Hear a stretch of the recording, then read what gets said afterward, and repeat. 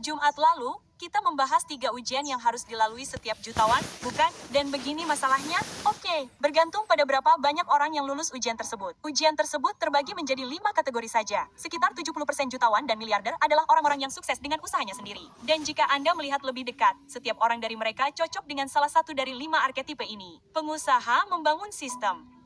Investor melipat gandakan modal. Spesialis memonetisasi keterampilan langka. Operator menjalankan model yang telah terbukti, dan hibrid menjembatani pendapatan karir menjadi aset. Jadi, Anda termasuk yang mana? Mari kita bahas semuanya. Selamat datang di Alux. Baiklah, arketipe pertama yang akan kita bahas hari ini adalah pengusaha. Pengusaha adalah pembangun dan perusak. Jika Anda adalah tipe orang yang melihat dunia dan melihat kekurangan di mana-mana, inilah jalan Anda. Anda ingin sekali memperbaiki banyak hal. Antrean panjang di toko, Anda sudah membayangkan aplikasi untuk menyelesaikannya. Produk yang kikuk, Anda sedang membuat sketsa cara mendesain ulangnya. Sementara kebanyakan orang mengeluh, Anda bertanya, bagaimana jika ada cara yang lebih baik? Anda gelisah. Ketika suatu sistem berhasil, Anda bosan. Anda mendambakan tantangan berikutnya. Itulah sebabnya, para wirausahawan seringkali meluncurkan banyak bisnis atau terus-menerus menciptakan kembali perusahaan mereka. Imbalannya adalah membuktikan kepada diri sendiri bahwa Anda dapat mengalahkan peluang berulang kali. Anda juga, Anda memiliki cara berpikir yang berbeda dalam menghadapi risiko. Rata-rata orang lari dari ketidakpastian, tetapi Anda menghadapinya. Anda akan menghabiskan tabungan Anda sendiri untuk menguji suatu ide, mempekerjakan seseorang sebelum Anda merasa siap, atau terjun ke industri baru karena Anda melihat potensinya. Anda menyebutnya risiko yang diperhitungkan. Anda tahu bahwa menunggu sampai semuanya terasa aman biasanya berarti peluang itu sudah hilang. Jika Anda pernah berpikir, jika saya yang bertanggung jawab, saya akan melakukan ini dengan jauh lebih baik. Atau Anda meninggalkan pekerjaan karena sistemnya terlalu lambat, terlalu bodoh, atau terlalu politis. Kemungkinan besar Anda adalah seorang wirausahawan sejati. Tetapi bagaimana mereka lulus ujian jutawan? Nah, ujian skala, pertama-tama, disinilah para wirausahawan bersinar paling terang. Mereka terobsesi untuk mengubah kemenangan satu kali menjadi mesin yang dapat diulang. Sebuah restoran menjual pizza. Sebuah jaringan restoran membangun pasokan terpusat, menurunkan biaya per unit, dan menggandakan margin. Perangkat lunak bahkan melangkah lebih jauh. Satu versi menghabiskan biaya jutaan dolar untuk membangunnya, tetapi menjualnya ke pelanggan berikutnya hampir tidak memerlukan biaya apapun. Pengusaha ahli dalam membangun sistem di mana pertumbuhan membuat bisnis menjadi lebih kuat, bukan lebih lemah. Mereka juga harus lulus uji daya ungkit. Sekarang, pengusaha berkembang pesat dengan daya ungkit. Mereka mengumpulkan modal, menggunakan pinjaman, menegosiasikan kredit pemasok, dan merekrut tim jauh sebelum mereka dapat melakukannya sendiri. Mereka juga pengguna daya ungkit teknologi yang berat. Perangkat lunak, otomatisasi, dan pemasaran digital memungkinkan mereka menjangkau jutaan orang dengan biaya marginal mendekati nol. Lulus uji ini, semuanya tentang keseimbangan. Oke, daya ungkit yang terlalu sedikit akan menghambat pertumbuhan. Terlalu banyak dan satu kesalahan dapat membunuh bisnis. Pengusaha terbaik berjalan di jalur ini dengan hati-hati. Lalu ada uji keberuntungan atau pertumbuhan. Waktu sangat penting, oke. Terlalu dini berarti mendidik pasar yang belum peduli. Terlalu terlambat berarti menghadapi pesaing yang sudah mengakar. Pengusaha yang sukses, mereka menangkap peluang di saat yang tepat. E-commerce di tahun 2000-an, media sosial di tahun 2010-an, AI di tahun 2020-an. Orang-orang terpintar mengubah peluang dengan mengejar industri yang sudah menunjukkan permintaan yang meledak-ledak.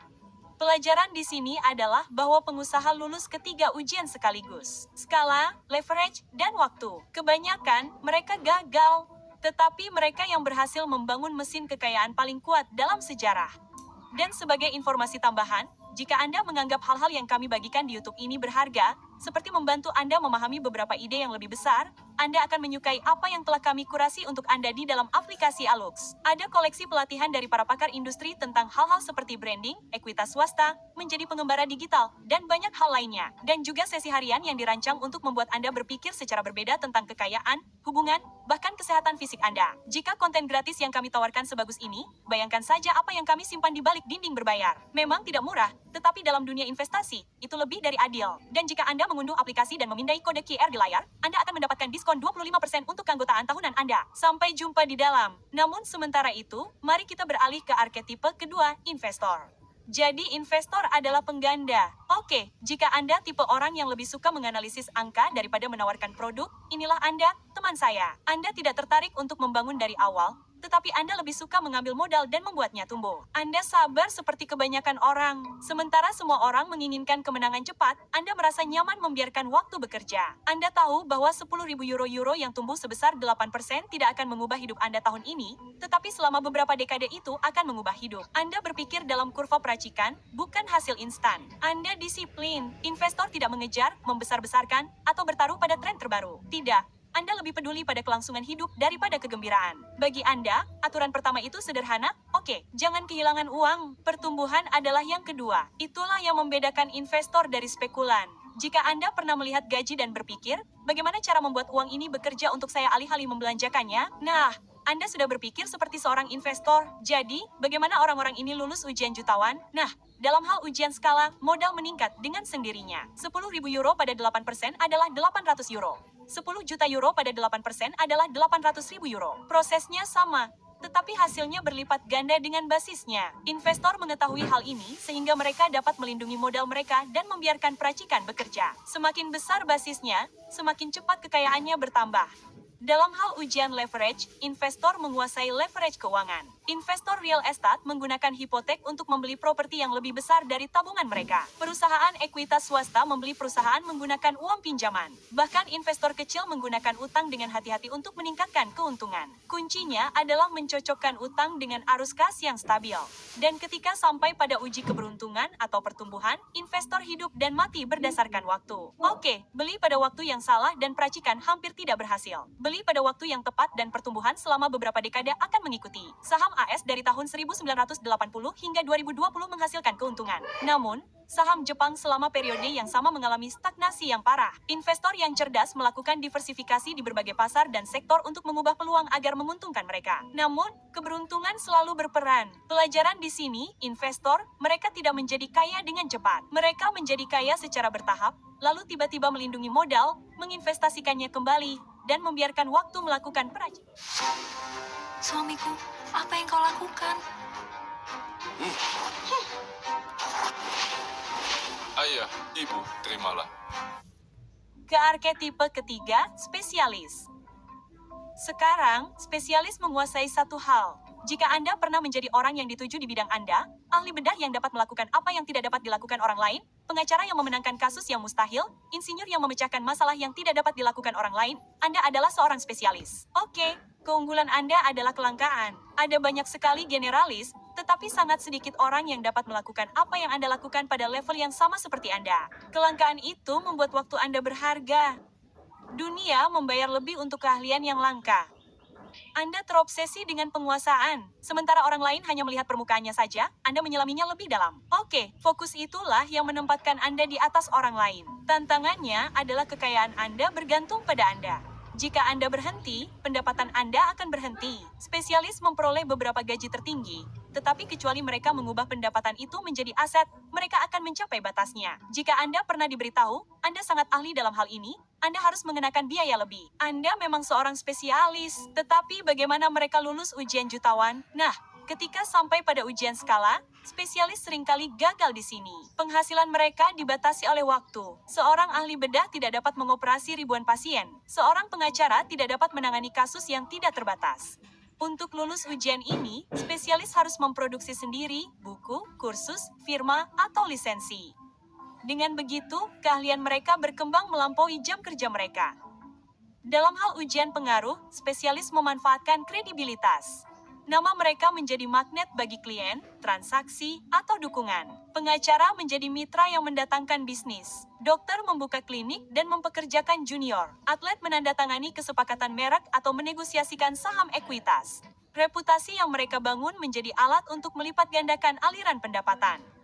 Dalam hal uji keberuntungan atau pertumbuhan, waktu melipat gandakan hasil. Menjadi insinyur perangkat lunak pada tahun 2003 adalah hal yang stabil. Menjadi insinyur perangkat lunak pada tahun 2023 dengan AI yang meledak dapat membuat Anda kaya. Keterampilan yang sama dalam dekade yang berbeda menciptakan hasil yang sangat berbeda. Spesialis yang memilih industri yang tepat, mereka memanfaatkan gelombang pertumbuhan yang tidak mereka ciptakan sendiri. Pelajaran di sini, spesialis dapat memperoleh lebih banyak daripada orang lain. Tetapi penghasilan bukanlah kekayaan. Mereka yang menang adalah mereka yang mengubah pendapatan tinggi hari ini menjadi aset masa depan.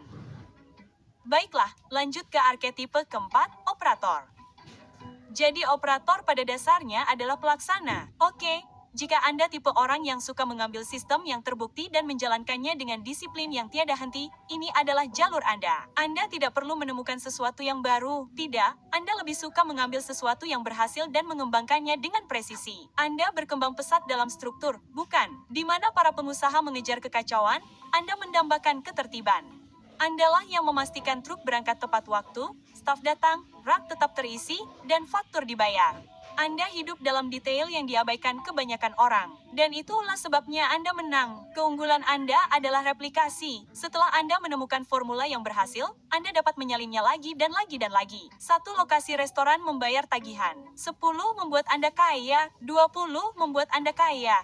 Operator tahu cara membangun kerajaan yang tenang 1 unit pada 1 waktu.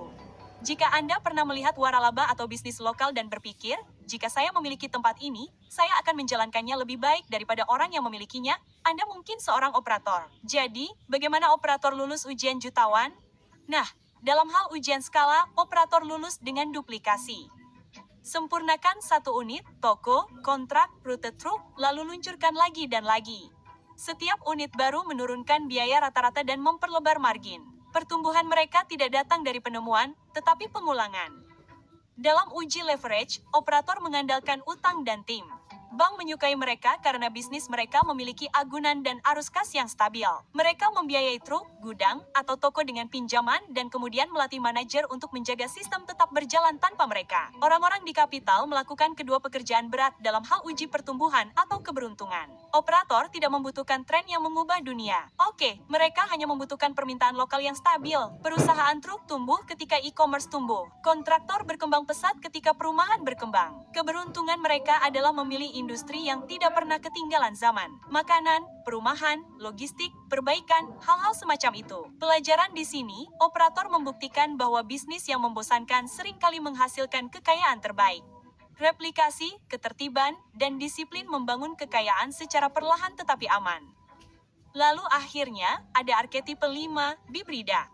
Jadi Bibrida adalah pembangun jembatan. Oke, itulah keahlian mereka. Jika Anda memiliki karir yang solid dan penghasilan yang baik, tetapi Anda terus-menerus berpikir tentang cara mengubah gaji itu menjadi sesuatu yang lebih besar, inilah jalan Anda. Anda menghargai stabilitas. Anda tidak ingin mempertaruhkan segalanya pada sebuah perusahaan rintisan, tetapi Anda juga tidak ingin bergantung pada gaji selama 40 tahun. Anda lebih memilih jalan tengah, penghasilan tetap untuk keamanan, ditambah aset sampingan untuk kebebasan. Keunggulan Anda adalah disiplin, sementara yang lain meningkatkan gaya hidup mereka. Dengan setiap kenaikan gaji, Anda menyalurkan uang tambahan ke real estate, saham, atau bisnis sampingan. Anda tahu bahwa seiring waktu, aset-aset ini akan membayar Anda lebih dari pekerjaan Anda. Hibrid, mereka memainkan permainan jangka panjang, oke. Mereka tidak perlu menjadi yang tercepat, mereka hanya perlu konsisten. Jika Anda pernah berpikir, penghasilan saya cukup bagus, tetapi seharusnya bekerja lebih keras untuk saya, maka Anda adalah hibrid. Jadi, bagaimana hibrid lulus ujian jutawan ini?